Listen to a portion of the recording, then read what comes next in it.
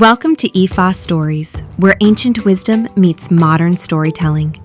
Step into the sacred tradition of Ifa, rooted in Yoruba land and shaped through centuries of interaction with neighboring West African cultures and preserved in the Lukumi tradition of the diaspora. Here we engage the Ifa divination corpus, the sacred Odu through which Orúnmila reveals insight into destiny and moral order, reflected in the lives of Orisha, Irunmole, Awos, communities, and all who seek guidance. These are not distant myths, but living teachings, bridges between past and present, illuminating responsibility, consequence, and the human path. Honor the wisdom. Reflect on destiny. Journey with us into the heart of Ifa. Subscribe and let the stories speak. Learn more at ifastories.com. Introductory note.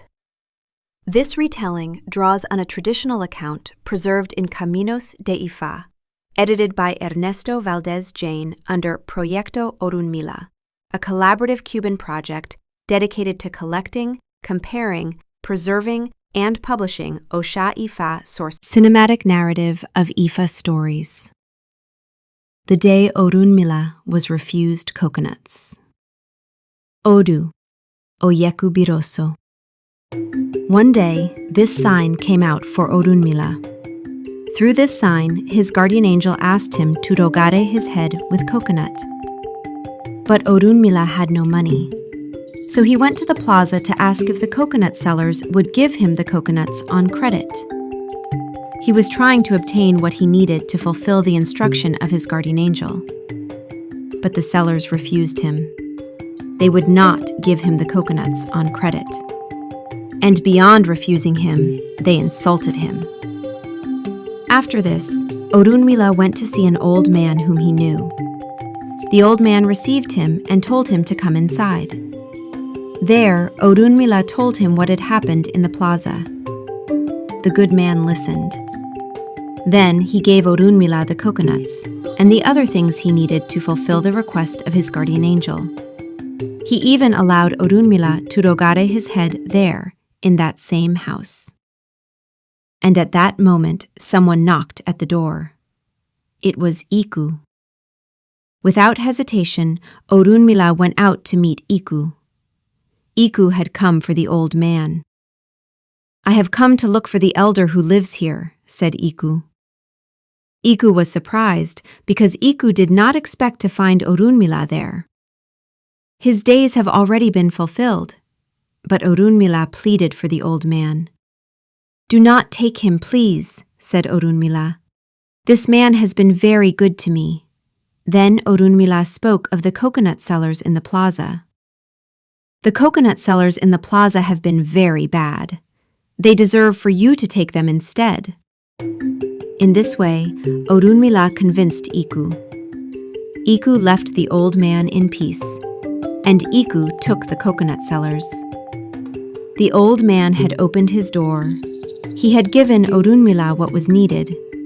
He had allowed the instruction of the guardian angel to be fulfilled in his own house. And when Iku came for him, Orúnmila spoke on his behalf.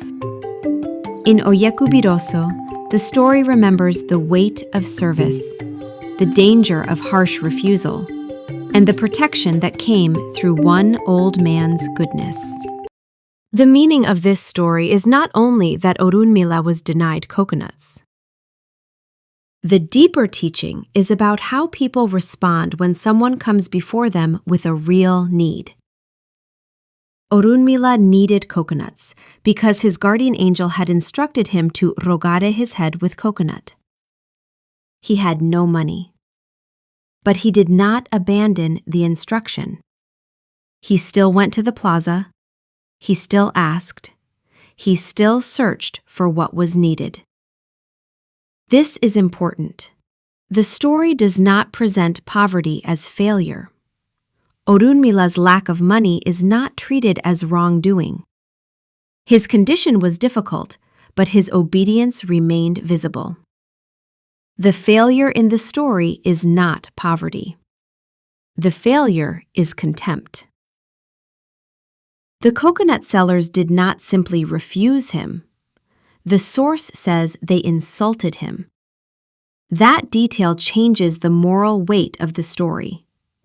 There is a difference between saying, "I cannot help," and saying, "I will not help, and I will humiliate you." A person may have limits. A person may have responsibilities. A person may not always be able to give on credit. The story does not teach that every refusal is evil, but it does warn that humiliation is dangerous. When a person cannot give, they can still answer with dignity. When a person cannot help, they can still guard the mouth. The plaza had what Orúnmila needed, but the plaza closed the road. The old man is not described as powerful. He is not described as wealthy. He is simply described as good. And that goodness becomes the turning point. He receives Orúnmila. He listens. He gives him the coconuts. He gives him the other things he needs. And he allows Orúnmila to fulfill the request of his guardian angel inside his own house. The person with the means may not always have the heart, and the person who is not presented as great in status may still be the one who opens the road. This story also shows two movements in Orúnmila. First, Orúnmila is the one who must obey sacred instruction. The sign comes out for him. His guardian angel asks something of him. He must respond. Even Orúnmila is shown in a humble position. He has no money. He must ask. He must depend on another person in order to fulfill what was required. This teaches that sacred responsibility should not be abandoned because the road becomes difficult. A lack of resources may delay the instruction, but it does not erase its importance. Second, Orúnmila becomes the one who intercedes. When Iku comes for the old man, Orúnmila speaks on his behalf. First, Orúnmila needed help. Then, Orúnmila gives help. First, the old man helped Orúnmila fulfill what was required. Then, Orúnmila helped the old man when Iku came to the door. That movement is very important. The old man's help was not a transaction. He did not know Iku was coming. He did not know that his own life would soon stand in danger. He simply did what was good. And when the moment came, that goodness gave Orúnmila something to speak for. Iku must also be understood carefully. Iku is not presented here as random cruelty. Iku comes because the old man's days had already been fulfilled. So Iku is carrying a responsibility. Iku is moving within the order of destiny. But when Iku arrives, Orúnmila is there, and Orúnmila speaks. He does not fight Iku. He does not destroy Iku. He does not take life with his own hand. He gives testimony.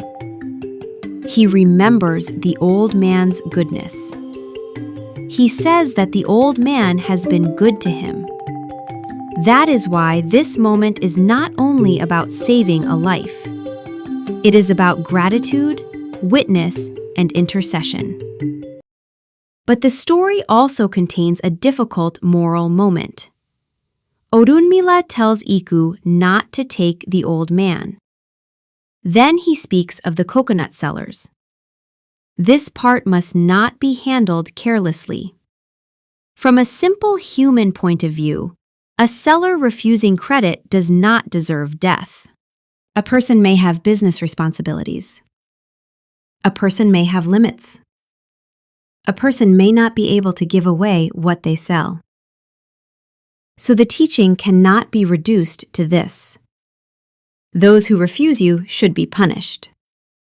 That would be wrong. That would make the story smaller than it truly is. The source gives us another detail. The sellers did not only refuse, they insulted Orúnmila.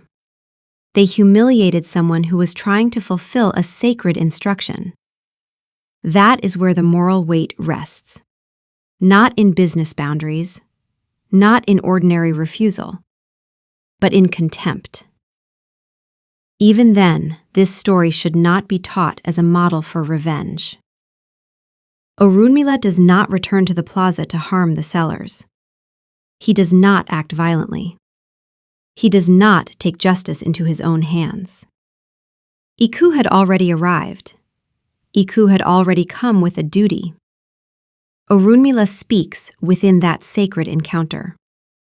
The story places the sellers under the consequence of the contempt they showed. This is not ordinary punishment logic.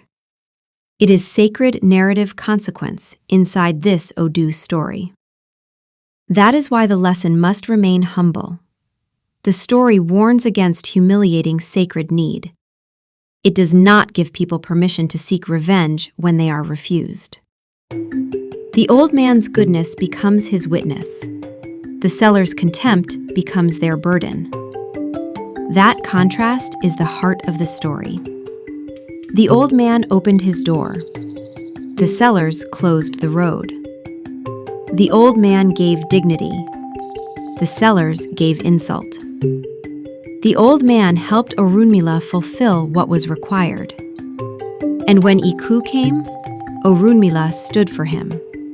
This teaches that the help we give may carry a meaning greater than we know.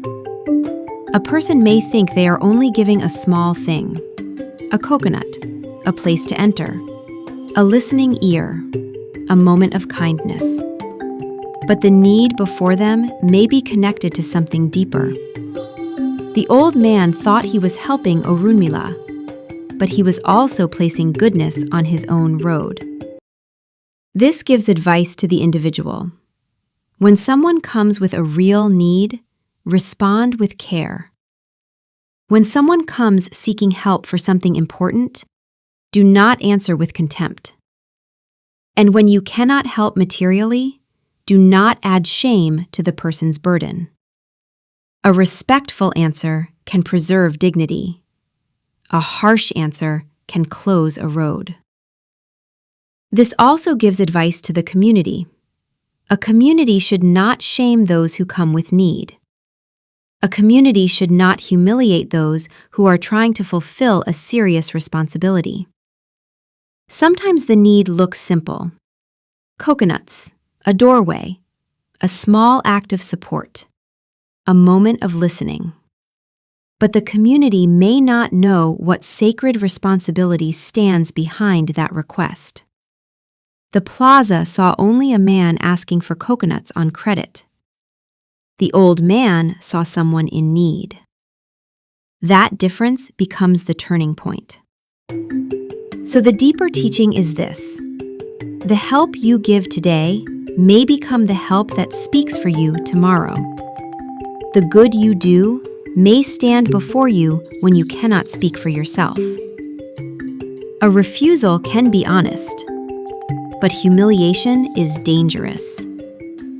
A boundary can be necessary, but contempt can become a burden. The story does not tell us to punish those who refuse us.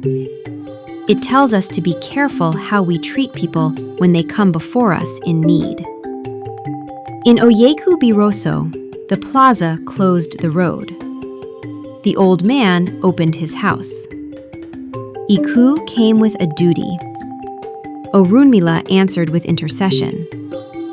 And the story remembers that goodness, service, and respect can carry protection in ways no one sees at first.